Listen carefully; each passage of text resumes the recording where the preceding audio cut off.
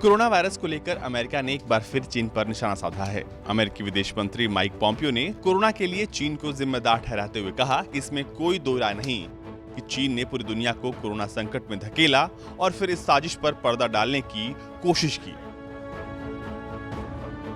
Pompeo ने चीन की बढ़ती दादागिरी के खिलाफ भारत द्वारा उठाए गए कदमों की तारीफ करते हुए कहा कि दूसरे देशों को भारत से सीख लेनी चाहिए।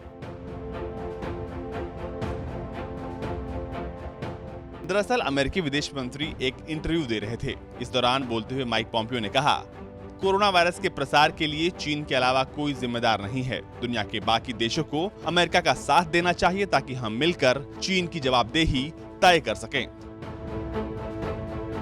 ड्रैगन ने अपनी साजिश को छिपाने के लिए कई झूठ बोले हैं और उसे उसकी सजा मिलनी चाहिए।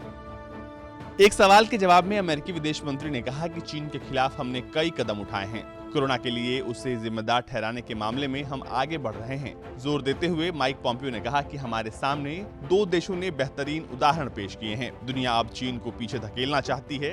आप भारत को देखिए, उसने चीनी ऐप्स को बैन कर दिया।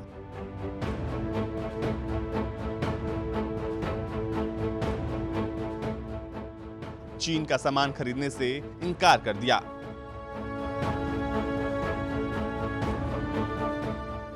इसी तरह ऑस्ट्रेलिया ने भी चीन को सही जवाब दिया। बाकी देशों को भी अब यही करना चाहिए। पॉम्पियो ने बीजिंग को आड़े हाथों लेते हुए कहा कि चीन को वायरस के बारे में सब पता था, इसके बावजूद उसने कुछ नहीं किया।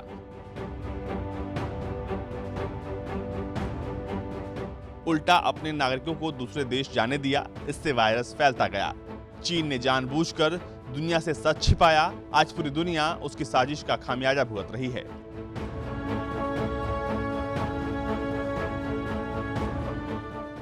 लाखों लोग मारे जा चुके हैं। सभी देशों की अर्थव्यवस्था प्रभावित हुई है। अब दुनिया को चाहिए कि वो चीन को जिम्मेदार ठहराए।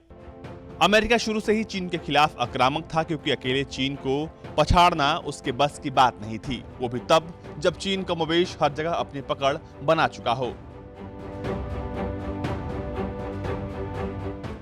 इसीलिए अमेरिका कोरोना वायरस के प्रसार और संक्रमण के पहले से ही भारत के साथ मिलकर चीन को पछाड़ने में लगा है, क्योंकि अमेरिका जो चाहता है वो बिना भारत के कभी पूरा नहीं हो सकता।